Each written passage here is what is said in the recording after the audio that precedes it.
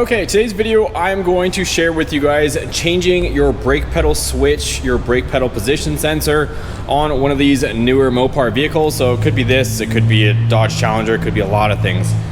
I ended up breaking, oh, there you go, my brake switch. Go figure, right? No pun intended. But I ended up breaking it by accident, and I went ahead and I just purchased a new one. So I got a brand new Mopar brake switch because I didn't want to mess around.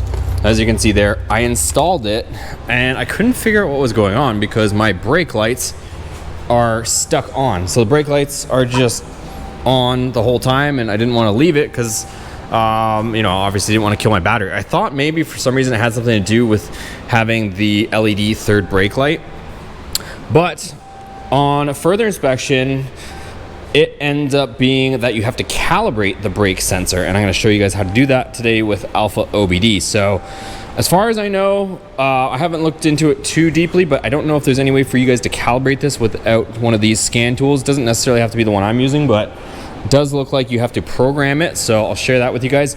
I'll show you guys where the brake switch is. It's super easy to change. You don't even need any tools. You just rotate it, unplug it, and away she goes. So let me show you guys that part. So here's the switch right here. And essentially there's a clip, you squeeze it, and to remove it, you just turn it. Essentially you just turn it like that and it comes out. So, and then to reinstall a new one, it's as simple as just putting it in, turning it clockwise, and like so.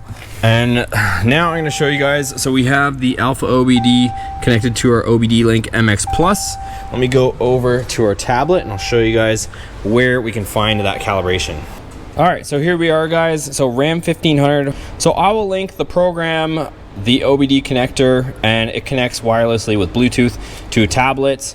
I've made a bunch of other Alpha OBD videos, so if you guys want to check out some of those other videos on how to program different stuff, but they only have it for Android and for PC, like a Windows PC. As of the making of this video, so you're gonna have to have one of those two. I'm an iPhone guy, but I have to have this Android tablet to use this. So anyways, we're going to connect to select your vehicle. I'm going to connect to the ABS module, select control unit. So select your year range. So we're going to go 13 plus, and then we're going to connect.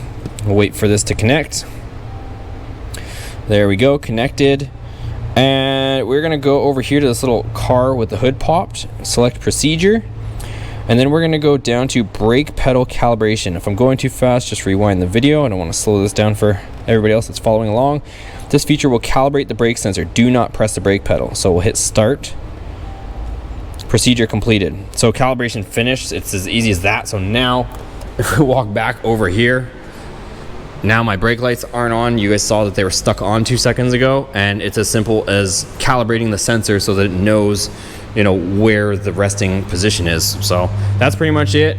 If I go over here and I put my foot on the brake pedal, this thing's dinging because it's connected to the ABS module. But if I hit the brake pedal, you can see there, it works as intended. And now with my foot not on the brake, now the brake lights don't stay on. So as simple as that. Let's keep it short, sweet on this video, and that's about it. All right, guys, so that's about it. I will link that brake switch down below. I found a really good price for it. It was like, I want to say as of the making of this video, it was about $15 or $16 for an OEM Mopar part off of Amazon. So I'll link that down below if for some reason you guys need one. If you're having that issue where your brake lights are stuck on and you're going crazy, it's going to be that issue. You just have to calibrate it using the Alpha OBD or whatever other program you want to use. So hope that helps for you guys. Give it a thumbs up if you found this informative. Comment down below. Subscribe if you're new to the channel. Check out the other videos. Catch you on the next one.